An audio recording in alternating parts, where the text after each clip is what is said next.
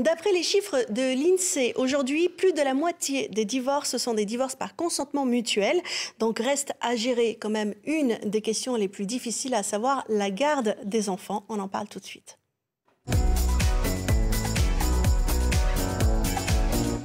Laurence Jalus, bonjour. Bonjour. Merci d'être venue nous rejoindre. Vous êtes avocate au barreau de Nantes. Je vous propose, avant que vous nous fassiez un petit topo sur nos droits en matière de garde alternée, on va partir là-dessus parce que c'est ce qui est vraiment le plus donné aujourd'hui en termes de garde, un petit condensé sur la garde alternée en 1 minute 30. Bon allez, il faut rentrer chez toi maintenant. Je me rappelle plus où j'habite cette semaine. La garde alternée, c'est pas toujours évident. Et pourtant, elle convainc de plus en plus de parents séparés. Entre 2010 et 2016, la résidence alternée, c'est comme ça que dit la loi, a doublé. Et oui, mine de rien, 2,7% des jeunes de moins de 18 ans vivent la moitié du temps chez maman et l'autre moitié chez papa. Ceci dit, ce mode de garde reste très minoritaire. 73% des enfants de parents séparés vivent chez maman. Car la garde alternée, ça a ses avantages et ses inconvénients. Précisons tout de suite que ce n'est pas du tout conseillé si l'enfant a moins de 3 ans. Et jusqu'à 6 ans, ça se discute. Plus l'enfant est jeune, plus son besoin de stabilité est important et conditionne son bon développement. Évidemment, cela nécessite que les domiciles des deux parents soient proches et que les parents conservent des relations correctes pour que le moindre souci matériel, un pullover oublié, un retard, etc. ne vire pas au conflit. Attention à ce que l'enfant ne soit pas déstabilisé par deux systèmes de valeurs et deux modes de vie très différents. Chez maman, on se couche à 20h et chez papa, c'est comme on veut. A l'inverse, la complémentarité des deux foyers peut enrichir l'enfant et lui apporter plus d'autonomie. Et surtout, papa et maman sont à égalité. Mais la garde alternée, c'est aussi un surcoût question de logement, car chaque parent doit pouvoir héberger sa ou ses progénitures. Sachez en tout cas que tout est modulable. Ça peut être par exemple 3 jours chez papa et 4 jours chez maman. Bref, va falloir quand même s'entendre pour décider. Alors voilà, beaucoup d'informations à intégrer, on va reprendre tout ça. Pour commencer, peut-être que la garde alternée, est-ce que c'est forcément décidé par un juge ou est-ce qu'un couple peut décider de mettre les conditions et fixer les règles tout seul? Les parents s'entendent, à partir du moment où les parents s'entendent, ils font comme ils veulent, ils connaissent leurs enfants, ils agissent dans l'intérêt de leurs enfants. Donc voilà, après, j'allais dire, on a peut-être plus recours à un juge quand justement il y a un désaccord. Ou pour homologuer un accord. Mais effectivement, quand les parents sont d'accord, il n'y a pas de difficulté pour mettre en place la résidence alternée. Après, à eux de choisir s'ils veulent effectivement faire homologuer cet accord par un juge. Le ou dans formaliser. Le cadre Voilà, exactement. D'accord. Alors, on va écouter la question de David, justement, sur la garde alternée. Bonjour, donc moi c'est David, je suis papa de 2 enfants de 4 et 7 ans, en garde alternée depuis à peu près 3 ans. J'avais une question pour laquelle j'ai dû faire face.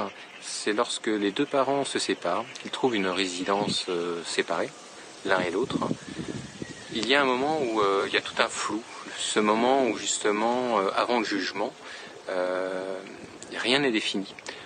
Donc comment ça se passe au niveau des enfants? Qui s'occupe des enfants? La question, c'est souvent quand il y a une garde alternée souhaitée par l'un des parents, mais pas par le second. Ma question était là, puisque souvent l'un des deux contraint l'autre et empêche de voir l'enfant. Alors là, c'est dans le cas où justement les deux parents n'arrivent pas à s'entendre avant le jugement. Comment ça se passe? Le monsieur répond de la question, c'est un peu la loi du plus fort, c'est-à-dire que voilà, soit ils sont d'accord, soit effectivement c'est un juge qui va trancher. Donc dans cette période où il n'y a pas de décision, il faut, j'allais dire, essayer de trouver un accord, essayer de faire appel à des tiers, un médiateur par exemple, pour trouver un accord. Et en termes de temps, combien ça peut prendre avant d'avoir la décision? Justement, que cette période de flou, elle dure combien de temps? Tout dépend des juridictions. À Nantes, ça peut durer de 8 à 10, voire 12 mois. C'est énorme. Ça veut dire pendant un an, l'enfant est un peu malmené puisqu'il y a un conflit dans la famille. Johan, vous vouliez dire quelque chose? Oui, bah c'était ça. Mais aujourd'hui, il n'y a que le juge qui peut trancher, ou il n'y a pas une histoire de notaire aussi ou de... Non, c'est pas en mode simplification. Non, simplement le juge. Le juge peut trancher. Des tiers, je vous disais, le médiateur, les avocats formés à certaines procédures peuvent amener effectivement les parents à s'entendre. Mais à défaut d'entente, effectivement, la solution, c'est le juge. Comment sont fixés les critères, voilà, les règles de la garde alternée par le juge? Quels sont ces critères? L'intérêt de l'enfant. La priorité, c'est l'intérêt de l'enfant, effectivement. Ensuite, alors, il y a plusieurs critères, mais je dirais les critères prioritaires, peut-être l'éloignement géographique, c'est-à-dire que si on a deux parents qui vivent à 50 km l'un de l'autre, on ne peut pas imaginer, effectivement, qu'un des enfants fasse le trajet toute la semaine. Voilà. La disponibilité et aussi des parents, si l'un des deux parents a un métier qui impose que l'enfant soit, j'allais dire, le matin très tôt à l'école périscolaire et puis le soir ou avec une nourrice, voilà, alors que l'autre parent est plus disponible.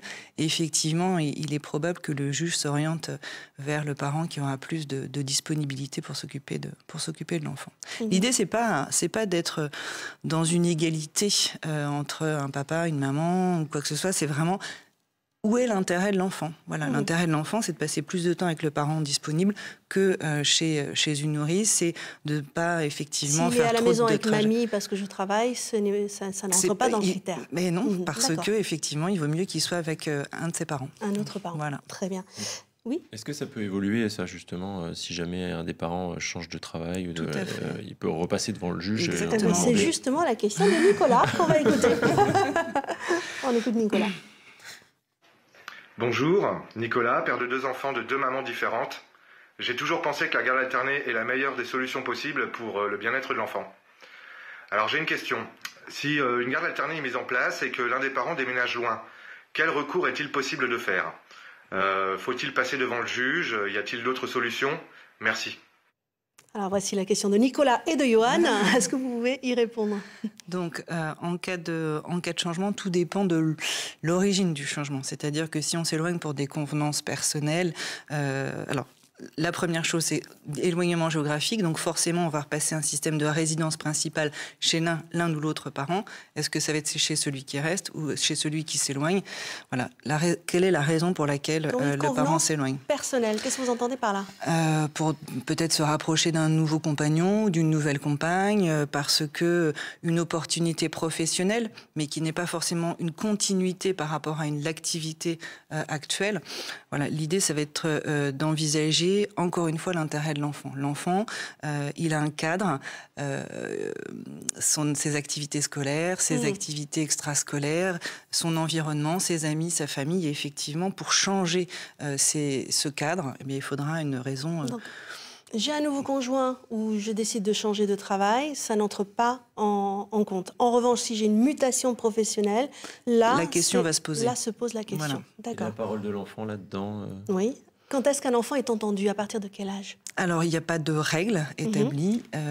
À Nantes, par exemple, on a un usage aux alentours, à partir de 10 ans, le critère étant le discernement de l'enfant. L'enfant participe effectivement en venant s'exprimer sur son souhait, mais il faut bien aussi qu'il entende que c'est simplement une participation, parce que c'est très compliqué pour lui de dire je veux ceci, je veux cela. Enfin, on rentre dans un conflit de loyauté, et l'idée c'est d'expliquer aux enfants que l'on accompagne justement dans ce cadre-là, de leur dire voilà, le juge va t'entendre, pour autant il va prendre sa décision par rapport à l'ensemble des éléments dont il va avoir connaissance. On dit souvent que la garde alternée n'est pas à privilégier avant 6 ans, ça c'est plutôt un point de vue psychologique. D'un point de vue légal et juriste, est-ce qu'il y a une règle? Aucune règle. Il n'y a pas d'âge dans les critères. Voilà, j'ai un petit peu regardé. J'ai vu que c'était possible de 0 à 3 ans. Alors moi, je ne l'ai pas forcément vu, en pratique.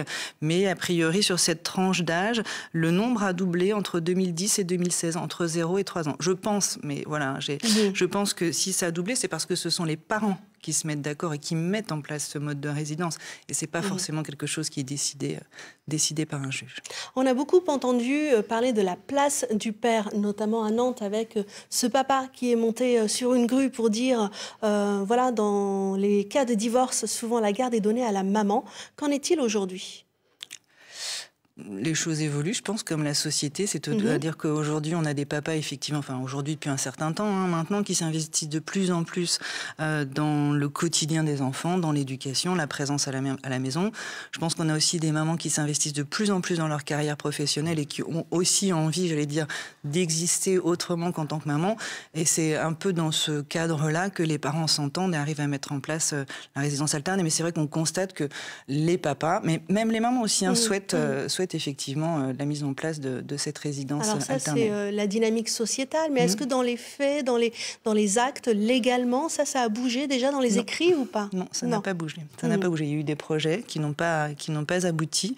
Et aujourd'hui, en fait, le Code civil propose la résidence alternée depuis 2002 seulement, donc c'est quand même assez récent. Oui. Et c'est alternatif, c'est soit résidence principale, soit résidence alternée, mais il n'y a pas de priorité. Ah bah écoutez, merci pour toutes ces précisions. Toutes les infos sur barreaunantes.fr. Il y a un rendez-vous. Les avocats vous donnent rendez-vous une fois par mois. Ce sont les mercredis du droit. Et là, le 2 octobre prochain à Nantes, vous pouvez vous inscrire si vous avez des questions sur la thématique de la solidarité financière entre générations sur le site barreaunantes.fr. Merci d'être venu.